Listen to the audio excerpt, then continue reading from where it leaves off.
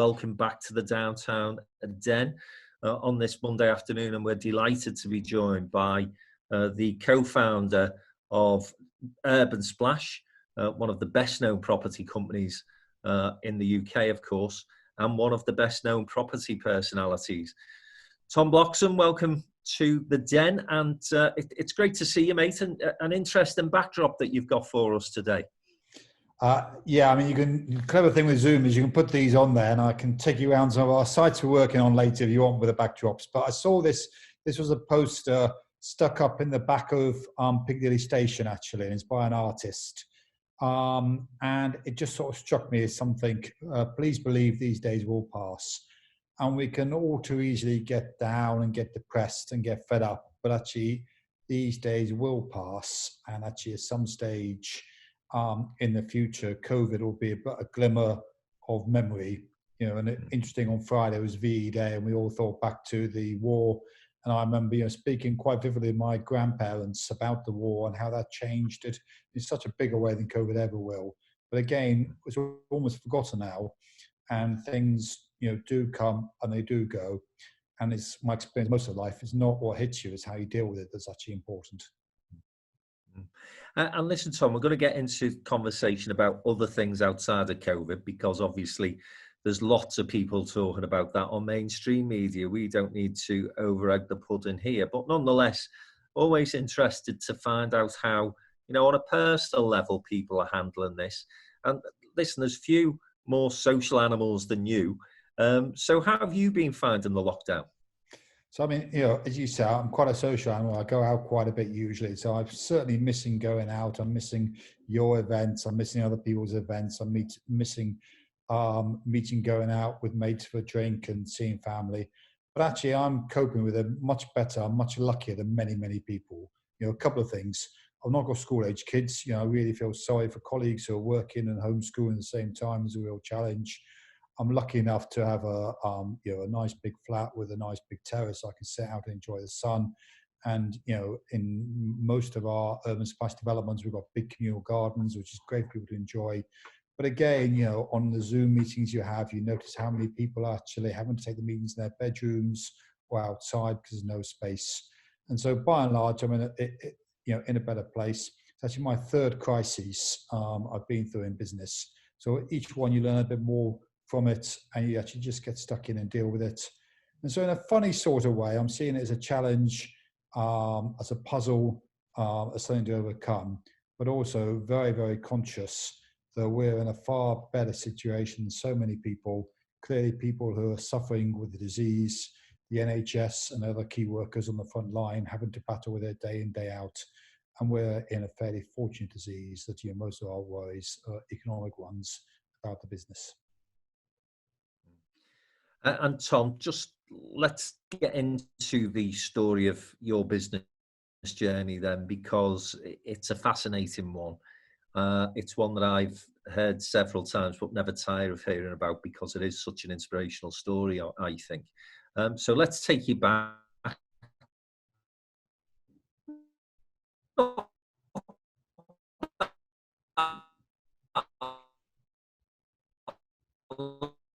Long ago.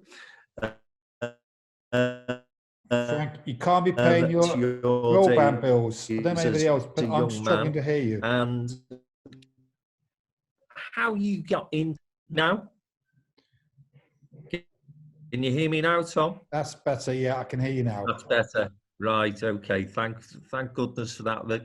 I'm touching everything here. We've not lost anyone on a connection yet, so fingers crossed. Tom, I was just saying that your story as how you got into business is a fascinating one I've heard before but never tired of hearing. So just taking you back to your younger days, not that long ago, can you just tell us how you decided that, setting your own business up, becoming an entrepreneur, it was something that you wanted to do? So I suppose I'm an accidental property developer and fell into property by accident. But I've sort of always been a bit of an entrepreneur, or at least I've always done my own thing. And right from a very early age, I remember picking strawberries and selling them on the street, when I was, I don't know, 10 or 11. When I was a teenager, I was going to jumble sales. I suppose you call them car boot sales now.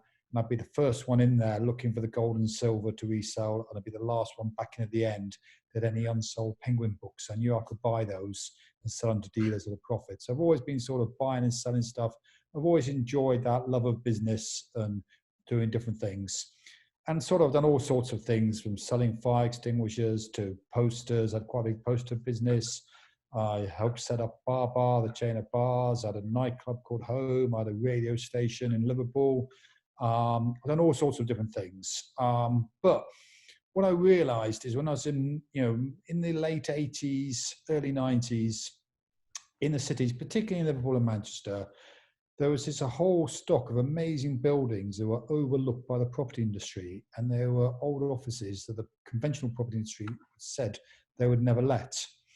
I also saw there were a load of entrepreneurs like myself who were into music or running bands or selling jeans or doing tattoos and couldn't find any premises because, again, the property industry said you had to sign a 25-year lease and it was all interested in the covenant rather than the user.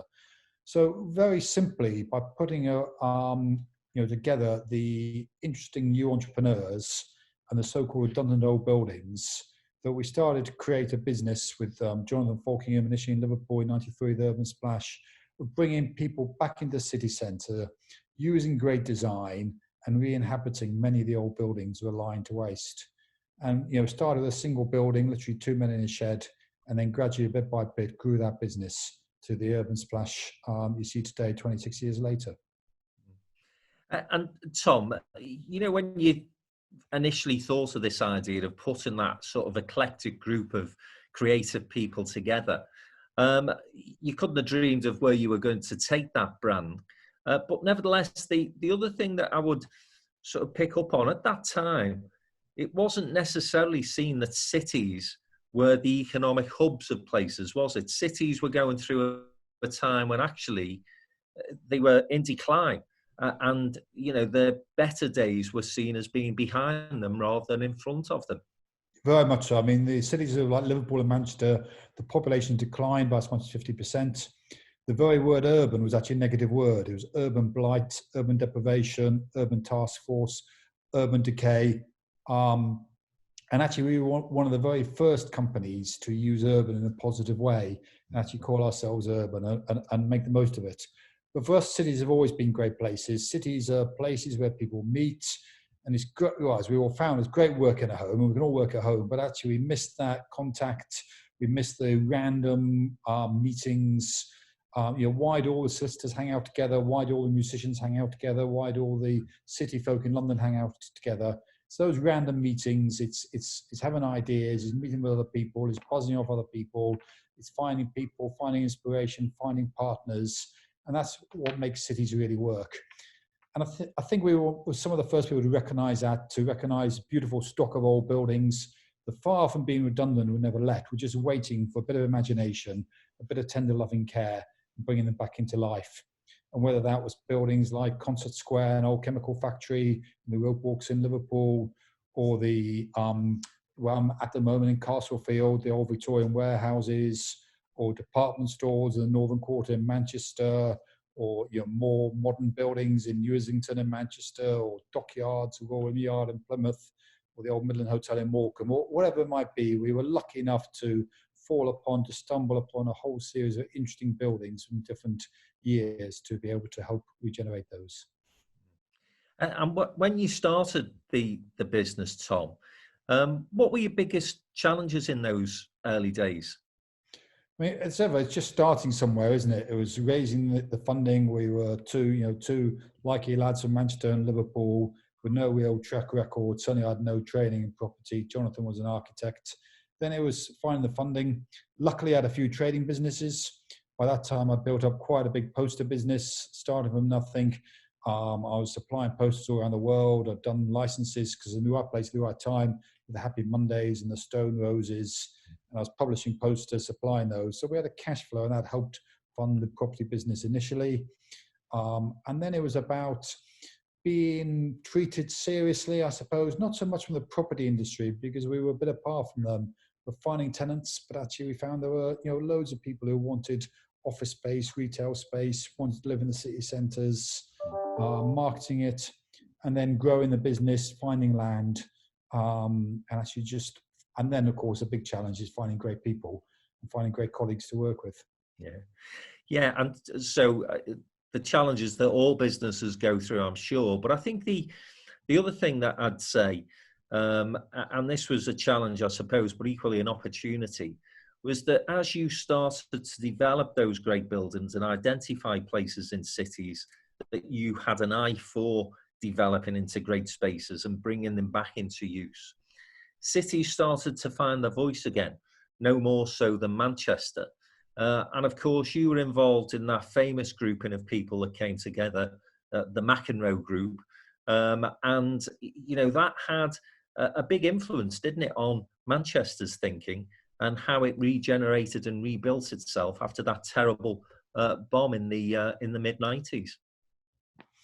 Yeah, I mean, the McEnroe Group, we call that because it was You Can't Be Serious from John McEnroe. And it was just sort of a small group of mostly creatives. And what was Marketing Manchester at the time came out with a marketing message for Manchester, which was something like, it's not quite so bad here as you might have thought of it, or it wasn't that. But it was something we just thought was really mediocre and apologetic and, playing second fiddle to London. And, most of our great regional cities have never been worried about which is the second city. We've always worried about being a great international city. And for me, the turning point in Manchester was probably, many people put it to the IRA bomb and the rebuilding of that. Some people put it to the Commonwealth Games. I put it earlier than that, and I put it to the Olympic Games bid. And actually, when Manchester bid for the Olympic Games in the mid-80s, twice, and lost actually, but even when we lost, there were tens of thousands of people celebrating out on the streets. Yeah. And the reason they were celebrating is, for the first time, it was actually Bob Scott and Graham Stringer, I think. Bob Scott got Graham Stringer, the then MP and leader of the city council before an MP, to buy a suit. Yeah. And they were then competing, and they realised that Manchester was no longer trying to compete with Birmingham or Bradford or Barnsley, but it saw itself on the world stage competing with Sydney and Los Angeles and Barcelona. And okay, Manchester lost the bid, but it still saw that new pride, and that pride allowed it to go forward, to work with the public and the private sector working very closely together, to bid and win the Commonwealth Games, to be in a position where straight after the IRA bomb, the following day, there was a task force formed, literally, and ready to rebuild it, and actually to think about what Manchester can do better than any other city and go and do that. And I think, again, we've seen a very similar thing in Liverpool. I was very much involved with the Capital Culture bid in 2008, on the board there the whole time. And Liverpool see itself with a new renaissance, a new self-confidence. And we're seeing the same thing as well in Birmingham at the moment. And we've got a big site there called Port Loop. And, Birmingham is really regenerating itself. And, and I think as core cities, as central cities, we've got a real role to play in the development of the UK PLC. I mean, London's a great city. I never knocked London. I love London, and it's great for the UK to have London. But the UK is incredibly centrist. So much wealth and so much power is in London.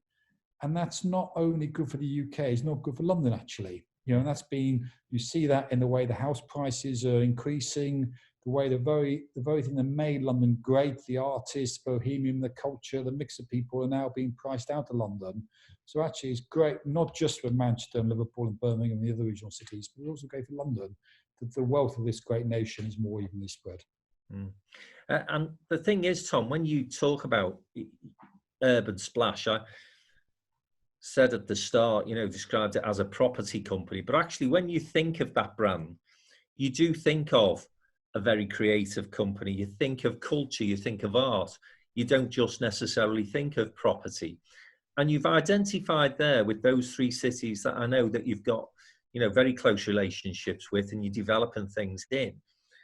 The way in which they utilised culture, they utilised sport in order to help with that regeneration of those cities. It's such an important part of what all of the cities bring to the mix, isn't it? It can't just be about economics. It can't just be about development. It's got to have that cultural mix as well. I mean, totally, for all sorts of reasons. It's what makes our life interesting, is what separates us from being animals, the love of sport, the culture, the brain, the enjoyment of different art and music and sport. But, also when businesses make the move to relocate, of course, they look at the availability of property and skill sets, but actually they come down to individuals making that decision. And it's the chief executive, and she or he will make that decision. And that will be focused on all sorts of things, like where the kids are going to go to school, what they can do in the evening, how the city looks. And the sexier the cities and the better the culture, the better the sport, the more things there are to do in the city, the easier it is to recruit talent and the easier it is to encourage companies to relocate in those cities. So it's absolutely integral to the wealth of the cities. And of course, Tom, again, sectors that you've been involved in, both directly and indirectly: visitor economy, so hospitality, retail, and at the moment, of course, both are struggling in ways that we can only but imagine. And just looking at the screen here, because obviously we're taking questions from the audience today. If you do want to put a question to Tom, type it into the chat and we will get to it hopefully before the end of the conversation. But question from Henry Davis is how you think the high street in Liverpool will look in 5 years. I'll broaden that to how you think high streets will look generally, but more broadly and generally, Tom, what changes do you think may emerge? Not simply from the lockdown, because actually what I've been saying to business leaders and others over the last few weeks is that some of the changes that we're experiencing now have simply been brought forward. I think a lot of the stuff that we're doing now, we'd have been doing, but perhaps in 2 or 3 years' time. It's just that because of the situation we're in, we've had to accelerate the process. Would you agree with that? I think that's very much the case. And actually, the high street has been changing over the last few years. Clearly, the internet and internet shopping is a big part to play in that. And the lockdown has actually really accelerated that change. And it's a one-way street. It's not going to go backwards. People talk about the death of the high street. I don't see that at all. It might be the death of some high street landlords, and it might be the death of retail landlords. Actually, I see the high street going through a resurgence, and I see a very different sort of high street. And it will be a different sort of high street. And most of the staples we buy and the big white goods and things, the boring things we shop for, we will get online, things we know exactly what they are and how they are. But what we're looking for is much more experiences. And more restaurants, more shops, more galleries, more barbers, more nail salons, more tattooists, more cake shops, more places where you can go in, where you can interact with individuals, where they're independent shopkeepers who give a bit of themselves and a bit of their brand. They make something that's unique to them. And the only place you can find them is there. And less of the commoditized, cheap, international brands with the plastic fascias and make every high street look the same. So I think we'll actually see a different high street. And I think you see sort of part of proof of that. If you go to France or Spain or Italy or many countries, you find much lower rents retail-wise, and retail rents are much similar to office rents, but many more independent owner-occupied shops. And also, if you look at what happened to Manchester when the Trafford Centre opened, in a way, the Trafford Centre 20 or so years ago was a foretaste of the internet. And the Trafford Centre opened and different cities responded differently. And Manchester said, we cannot compete with the Trafford Centre on free parking or big floor plates or ease of shopping, but we can compete on experience. So Manchester started doing Christmas markets, festivals every week, much more in the food and beverage, much more pedestrianisation, putting tables and chairs outside, decorating the streets, making much more activity going on, experiential. Other cities, other towns, perhaps like Warrington or Altrincham or Bolton, didn't react at all, and they were decimated by the Trafford Centre. And the same thing will happen, I believe, with the internet. So it's about finding new usages, it's about encouraging independent retailers, it's about coming up with new ideas, and they will see our towns and cities continue to thrive. And you briefly mentioned there, Tom, commercial space. Again, we're all sort of starting to get used to this home working and, obviously our teams are doing likewise. And one of the big costs of running your own business is space, particularly city centre space. Again, any radical changes you think happening there?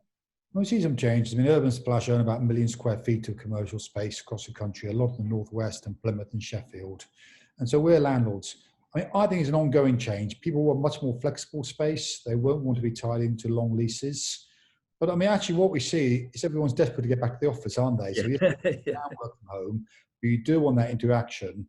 But the office will change. It'll continue those changes we've seen before. There'll be much more space for canteens and for your meetings and informal meetings. People will work more from home. I think now they've done it, they'll get used to it, and people will work perhaps a day or two a week from home when they're doing work where they need to get stuck behind a book and really study. But actually a lot of stuff we do, we want to interact with colleagues, we want to throw ideas around the place, we want to come up with new ideas. And so, the office is not dead by any means, and I think people will also enjoy better, nicer offices, with more communal space, which are more beautiful, with outdoor space, with leisure space, with space to chill, with space to intermingle. And so we'll see much more of the interesting office spaces coming out, and we'll see less of those massive call center type office spaces.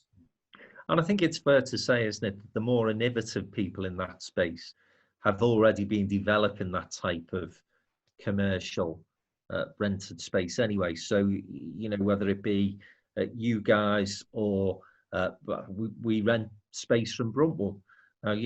Their new developments have big communal areas. So it's not only a case of you being able to experience the company of your own workmates, but you're meeting people from other businesses as well. And as you say, Tom, I think that's what we're missing, isn't it? That sort of community and that face-to-face. I don't think there's any substitute for that, however good Zoom or anything else online gets. No, very much so. It is those random meetings, isn't it? And clearly, if you can meet with somebody and do a deal with them, nice office space is almost irrelevant because somebody's in there. But it's not just doing deals, getting the inspiration, getting the ideas, and that's again why culture is so important. Certainly, for architects, for instance, the art galleries are the R&D departments. So people want to go around the art galleries to get inspiration, to feel refreshed. And so that's why cities work, having a mixture of all these sorts of different people. And the architects want to be next to the quantity surveyors, next to the engineers, next to the artists. And so when you get the buzz of those different people interacting, mixing with each other, throwing through ideas, then cities begin to work and the economy begins to work. Now, as mentioned the word innovation on a couple of occasions already in respect of Urban Splash. And one of the things that we were talking to some of your colleagues about in terms of the Wirral Waters development in Merseyside was modular housing. And not only has modular housing come on leaps and bounds from the days when some people may think back to prefabs, it's a lot different from that. But equally, what I've liked, what Urban Splash have come up with is this sort of self-design that you've got now for people who are looking to buy an Urban Splash property. And then the other side of this, Tom, interestingly, and of course there's been much talk of this through the lockdown, is the positive environmental impact that this sort of development has. Just talk me through modular and then talk about the wider green issues, because I know that you're you've got a great interest in that type of agenda. So hopefully my background's changed and you can see some of the houses. How's that for magic? So, I suppose, how do we describe this? We've been working all sorts of different ways of construction, and we've made our reputation from conventional construction and saving old buildings. But as we were looking at, I was looking around the world at how things have changed. And look how your telephone's changed. Yeah? And every time you get a new telephone, it's cheaper and better than the last one. My first one was the size of a car battery, cost me $2,500, and it was crap. Or look at televisions.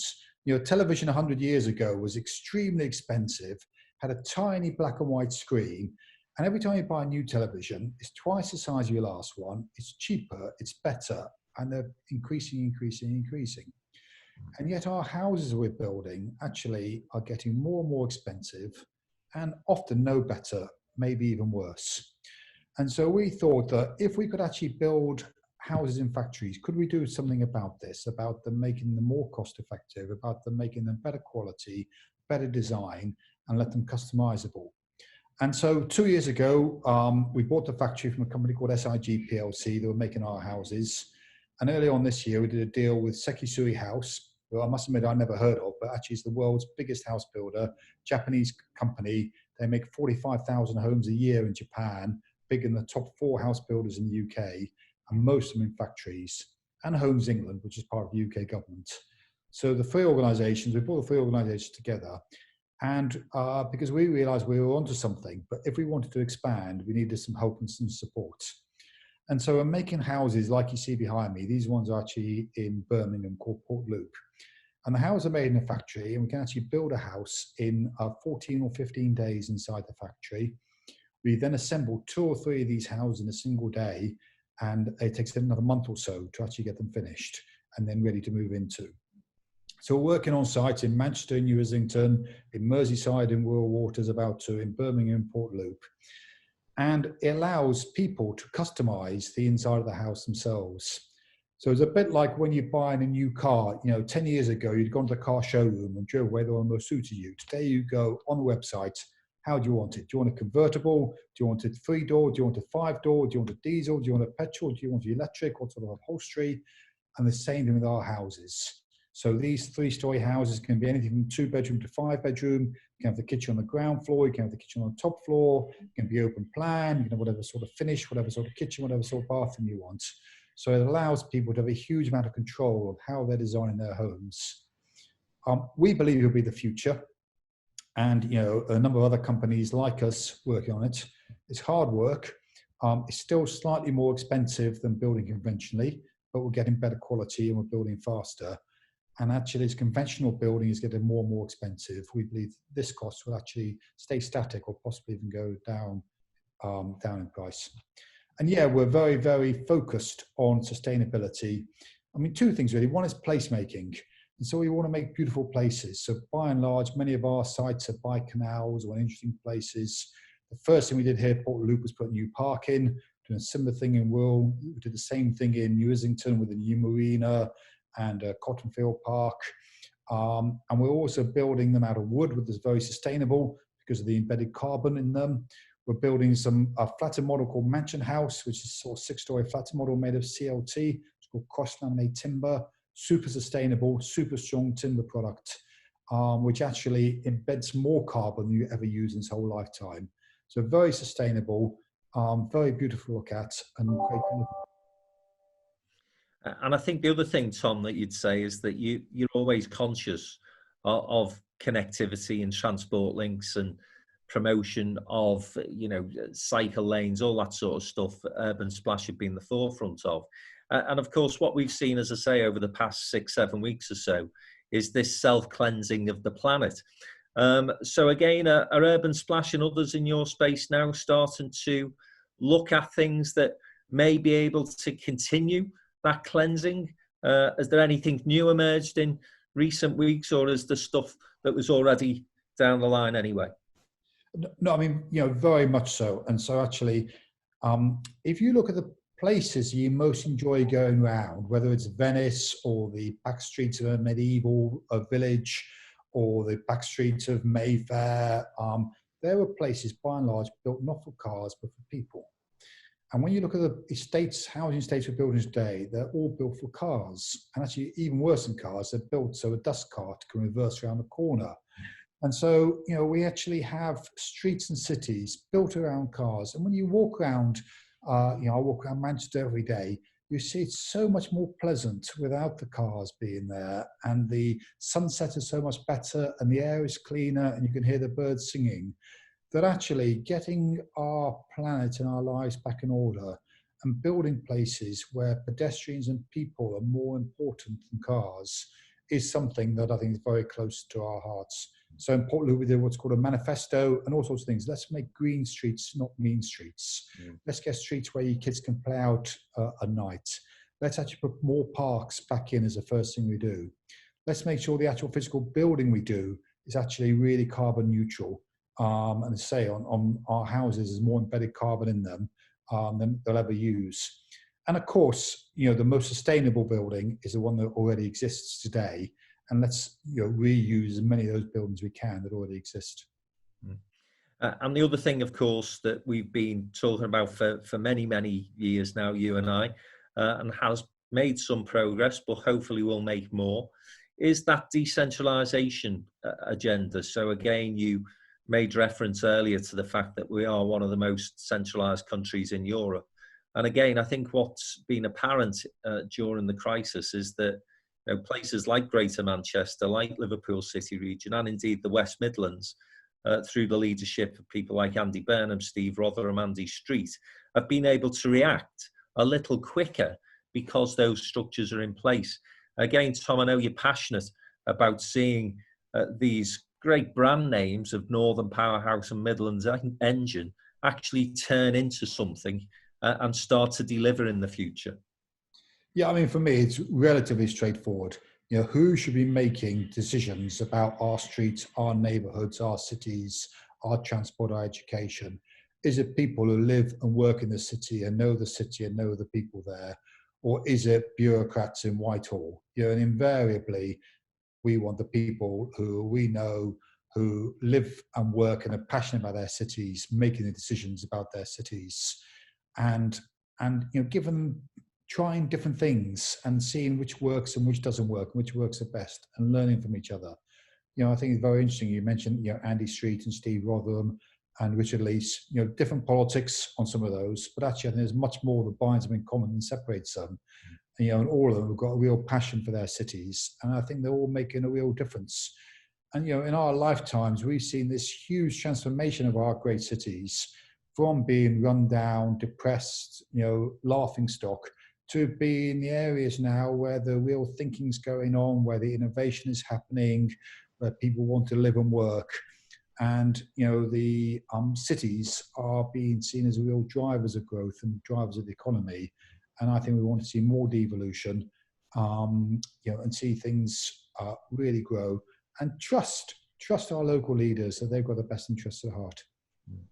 And again, we can hark back to the days of the 80s and the 90s. And as you say, cities at that point were a little in the doldrums. But we're very much now, I think, at the point where cities, provincial cities, should be seen as part of the solution rather than the problem. Too often in the past, Tom, I've felt that, we've been going with a begging bowl almost, haven't we, to Westminster and Whitehall, saying, well, give us a bit of cash and we might be able to improve things in this location or in this neighbourhood. But now we need to look more ambitiously and strategically. So it's not just about connecting our neighbourhoods better, it's about connecting our cities better and building an infrastructure that is fit for 21st century purposes. Very much so. I mean, I remember when I first started in business, and probably Liverpool was worse at that, but there was almost a competition of which is the most deprived city in the country to get the most hand-me-outs. And it's very different now, and I think each of the different cities has got their own agenda, saying, listen, trust us, we've got some great ideas, invest in us and we'll pay you back. I mean, the other interesting thing about modular housing is house building is a great driver for job creation because it's very labor intensive. The jobs stay in the country, whereas clearly if you invest in cars, for instance, many of those are imported from abroad. The problem is the area with the biggest housing need is in the southeast. The areas with the biggest employment need is by and large in the north and outside London. But actually by having building factories where you can build the houses very crudely in the north and supply them to the place of housing need in the southeast, it's a great way of helping to level the economy and bring the wealth from the south to the north and create jobs where it's most needed. And just bringing us right up to date in terms of the challenges that we face. And of course, last night, the Prime Minister's address, he singled out two industries in particular where he felt that it was important to get back to work. And one was construction, of course, the other being manufacturing. Now, that's great. And I'm sure we're all conscious that the economy does need to start to function, at least to some semblance, of normality sooner rather than later. Otherwise, a crisis could turn into something even worse. But obviously, that brings some difficulties as well. What measures have you had to take, Tom, in terms of ensuring that your workspaces are safe for the team that you will have working in them? Yeah. So, I mean, we closed all our sites and our factories down straight after the lockdown, and furloughed a large number of our colleagues. 2 weeks ago, or a week and a half ago, we gradually started bringing them back, but bringing them back on the site and in the modular building factory in a very slow, very controlled way. And it is difficult, and we're having to, get whole new procedures, one-way systems in some places, separating lunch times, doing shift work, doing various different proactive regimes, and every site is slightly different to minimize social contact. And I didn't think Boris's announcement was great yesterday, but you have some sympathy for him. He's between a rock and a hard place, and we've got to get out of the close down. I'm sat and spending isolation in my office here, and we've got these fantastic communal lawns. And I see it whenever it's sunny, there's literally hundreds of people, or dozens of people outside, socially distancing, but sunbathing. And, they're on furlough, they're being paid to be on furlough. And they're actually not only are they not working, they're being told they can't work. And that's all very well, but it can't go indefinitely, because it's actually costing all of us a fortune to support that. And we need to find ways to bring, and we want, people want to get back to work. And so actually overwhelmingly, it's been a positive response from colleagues.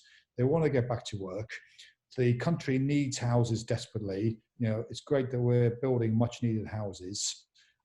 It is difficult, but we are looking at every aspect of what we're doing to make the workplaces as safe as we possibly can, albeit all our office staff, which is half our colleagues, are still working from home. Now, of course, Tom, you've clearly been very active in the Northwest for much of your career, but you've mentioned Birmingham on a couple of occasions, and I know we've got some colleagues from the Midlands with us today. Just tell us a little bit more about your Birmingham development, if you will. So, now we're in the house, we want to be developing all around the country. In Birmingham, we've got an amazing site, which you can see behind me, which is 41 acres with a canal running the whole way around the outside of it. It's called Port Loop. And actually, most people, even Brummies, didn't realise it was an island in the middle of Birmingham city centre. The island's a canal running the way around the outside. We're developing it. We're probably about a quarter of the way through. We've delivered about 100 homes. We've got going to be about 1,000 in total. So we're working our way through it. But actually, it's only like 10 minutes walk from Brindley Place. And it's a bit like, if you like, New Islington in Manchester, or Will Waters in the Merseyside. But we've got an ambition to bring our homes across the country. So as well as in Birmingham, we've got a site in Milton Keynes we're about to start work on. We're working in Northstowe near Cambridge, where we've just got planning permission. We've got a big site in Plymouth, the Royal Yard. We finished a site in Bristol, Lakeshore. We finished a site in the northeast, Smithstock, just past Newcastle. And we're on with Park Hill in Sheffield. We've got a real desire to be working up and down the country, building much needed homes on a variety of tenures as well, for rent and for sale and for shared ownership, and hope to buy to as many people as we can. And anyone who hasn't seen the Birmingham development in particular, because obviously you're very kind enough to come and share some of the images with us as a live event at the start of that project. Fascinating. And as you say, many Brummies didn't know that the opportunity that existed really in that space, and it's great to see it developing. So if you've not seen it yet, go down, have a look. It's very impressive. Tom, you mentioned as well earlier in the conversation, this is the third sort of big crisis that you've faced in business. So let me ask you this: how does this compare? And again, I suppose, a guy who's much more famous than me, even you, once said, "Never let a good crisis go to waste," because there are always some opportunities when we come out of these things. Just tell me, firstly, as I say, how does this compare to the last two occasions when we saw downturns? Well, they're all very different. In the 80s when we started, late 80s, early 90s when we started, the crisis was one of demand. The property was there, the funding actually was there, but they believed nobody wanted to take property up. The economy was declining. And for us, that was a great opportunity because we were able to buy these amazing buildings that were being demolished, and people were demolishing them for the value of the timber and bricking them, buy them very cheaply, find new uses, and help establish urban splash as a force to be reckoned with. Global financial crisis was very different. Demand was still there, actually, and occupancy still stayed over 90% all the way through it. The issue there was finance, and you couldn't borrow any money. Again, that was an opportunity for us, and out of that opportunity, we found new partners, like Places for People, we got a joint venture with, like the William Pears organization, which helped fund things. So again, new opportunities came out of that one.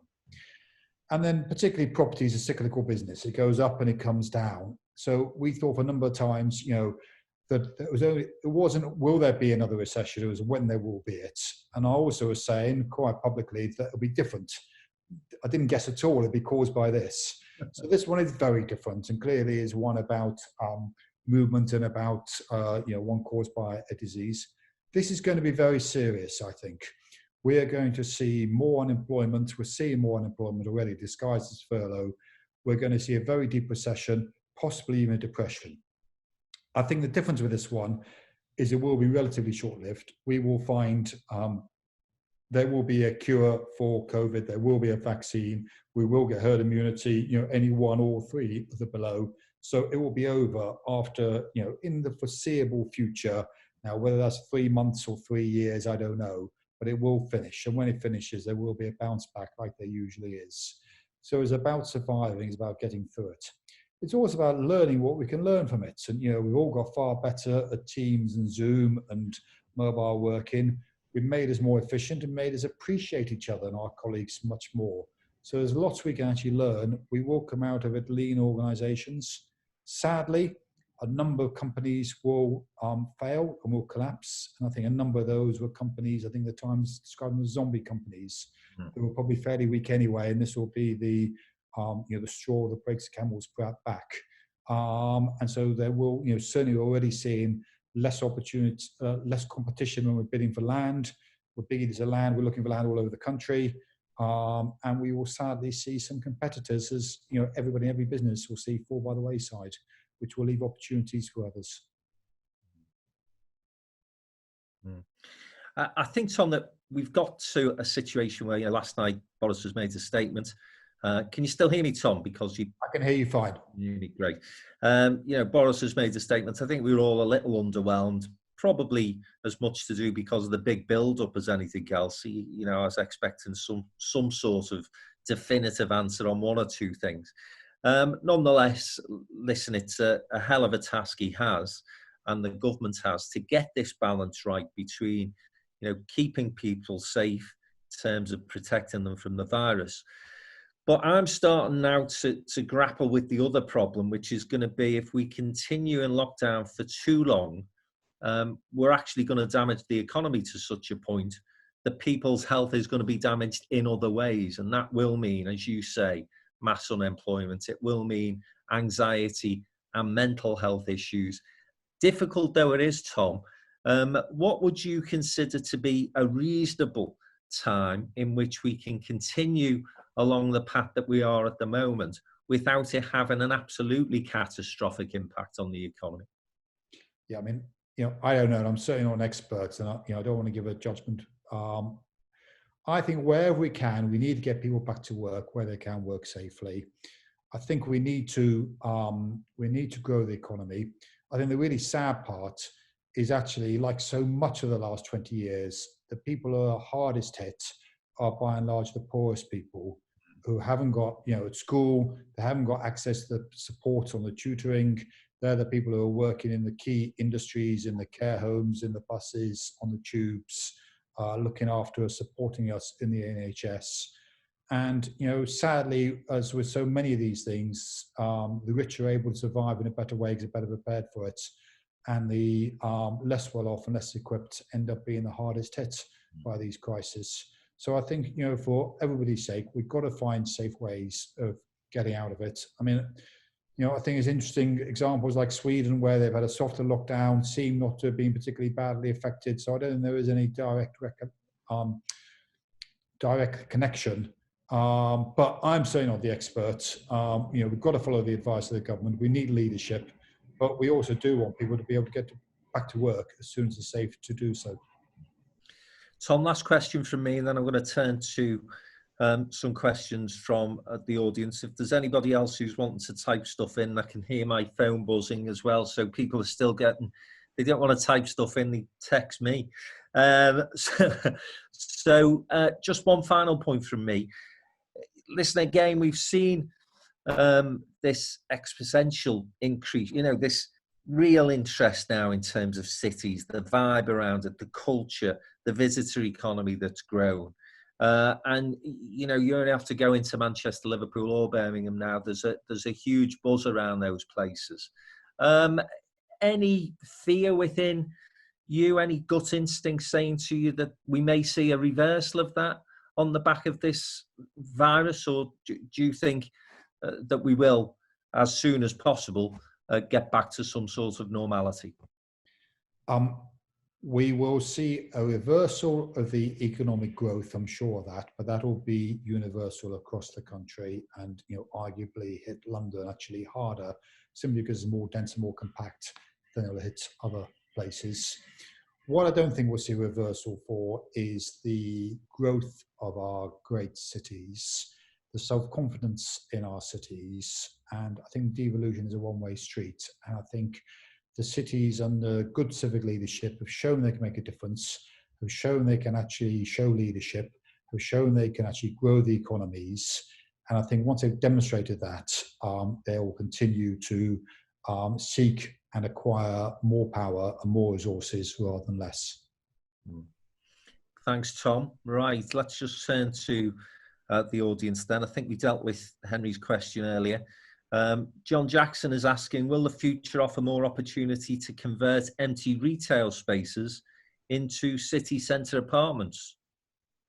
I definitely think that the empty retail space and shopping centres in particular are a great opportunity. And in every era, there's a new opportunity comes there. Some shopping centres are now trading at 1% of the value they were trading some time ago. I think that model of retailers paying hundreds of pounds per square foot is unlikely to be sustainable. So I think we will see more reuse. I think there'll be continuing reuse on the upper floors as residential. I think the lower floors, the ground floor, probably won't become residential, but they'll become other uses. We've already seen that with barbershops and bakeries and art galleries and bars and restaurants. And I think the rents will come down, and I think that'll be a permanent long-term solution. But that will enable more people to set up independent retail, independent restaurants, other sorts of emporiums, and things making our towns and cities more interesting places, and things that make them more unique. And so people go to Liverpool or Manchester or Birmingham because of stuff they can find there they can't find anywhere else. And so do you think we may see, as we did in the 80s actually, Tom, and it seems to continue and gather momentum, but more of those independent entrepreneurs emerge? Because as we've seen, often out of crises, you do see these talented individuals come forward, don't you? Very much so. And again, we started in business with Affleck's Arcade in Manchester, the Liverpool Palace in Liverpool, and that was very much about gathering together a series of talented individuals, fashion designers, retailers, musicians, bands, producers, accountants, lawyers, all working together, mixing ideas, getting the buzz. And actually, it created something really, really special and a real sense of culture. Clustering, I think you call it today, but we didn't know what we were doing. But it created a sense of that. And out of crisis, it allows new opportunity when the space is lying very cheap. Most people would not have had a chance of renting retail space unless they had a huge track record and loads of money 10 years ago. Now landlords are desperate to get all sorts of interesting people in there. So the opportunities are there. I'd say they really go and grab them if you want any good ideas. Thanks, Tom. Next one up, Jonathan Wood. Do you think that the high street or town and city squares need to adapt and provide flexibility through pop-ups that change for the seasons? And is there an opportunity to have floor space that can be changed internally and sublet? It's a good idea, that, Jonathan, I think. Tom? Yeah, no, I mean, absolutely fantastic. I mean, I love the idea of pop-ups. And actually, you know, the only downside of pop-ups is sometimes they're while buildings getting refurbished. So the retailers do great and they get thrown out after 3 months. And so, you know, having the flexibility of allowing anybody to come in and rent space, and is exactly what we did at Liverpool Palace, is what Quiggins did, is what our Flex Palace do. You know, small spaces on easy and easy out terms. Let young and some not so young entrepreneurs test their retail skills, see how it's working, and give it a go. I think it's an absolutely great idea. And I think it's an opportunity for people to take over empty retail space and fill it with clusters of, you know, interesting retailers. And we see a fair bit of it happening with craftspeople, with you know, all sorts of different people occupying retail space, and providing a real service for the cities as well, and providing something that people can't buy, you know, not on the high street, not on the internet, not on the websites, but only by shopping in person. Okay. Here's one that I've had text through to me from Jenny. Jenny Forshaw, I think that is, and she's asking Tom, or she's a compliment to you first. Urban Splash have always been great at marketing and positive branding. Any advice, tips for people in terms of that space? So yeah, it is. I mean, it's a great brand, and if you've not been onto the Urban Splash website, please do so, because it's very impressive. But you've always been good at that sort of stuff, haven't you, mate? Where you've come up with catchy phrases, or you've been able to disrupt the market because of that sort of big brash bold approach. So where does that sort of marketing strategy come from? So I suppose, you know, one secret of business, someone told me, you've got to do two things. One, get the product right, and second, tell people about it. And so you can have the best product in the world, but nobody knows about it, you never sell any. Conversely, you can have the best marketing in the world, but if the product's crap, everybody will find out about that, it'll do you no good. So you need both right. And for us, I think the branding is two things. One, we like things to be beautiful and to be a sort of personification of our homes, and workplaces, which we also like to be beautiful. But more important, a brand is nothing more than a promise. And actually, there's nothing clever about a flash name or a flash word. And if you think like of Boots a Chemist, it's called Boots. You don't think of Wellington Boots, you think of Boots a Chemist. But all it is a promise. So if you buy a Ferrari, the promise is a sexy, fast Italian racing machine. If you buy a Mercedes, the promise is a reliable, luxurious, comfortable German limousine. And you've got to keep that promise. And so everything we do with Urban Splash is about being well designed, it's about being cutting edge, about being funky, it's about value for money, it's about being you know, on the edge of things, about growing in value, about being flexible, and you've got to keep the promise. And it's a bit like going to a restaurant. You have 9 good meals, 1 bad meal. Everyone remembers a bad meal and talks about it. And so for us, about being consistent, coming out with great product, having the product that people like and resemble. I remember one of my heroes is Terence Conran, and he once told me he'd have nothing in his shops that he didn't like the look of themselves. He said, it's not because I've got great taste, which he did have, but he says it's consistent. And actually, you know, if you like his taste, you'll like everything that goes in his shop. And what you don't want to do is see stuff that's really minimalist and clean design one week, and then really fancy and over design the next week. And actually, we try to be consistent with our brand. We try to be consistent with our design. So not everyone loves Urban Splash stuff, but if you do it, hopefully the brand as a promise will consistently give to you well-designed, value for money, edgy, funky, cutting edge buildings and workspaces.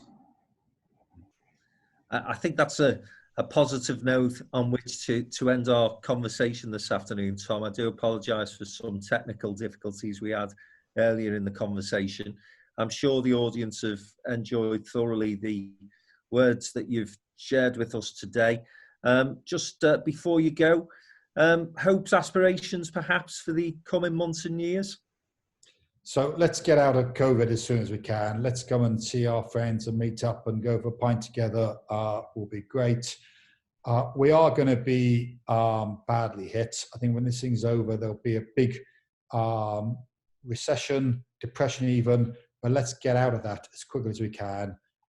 These things will pass. We will get over this, and then there'll be a recovery.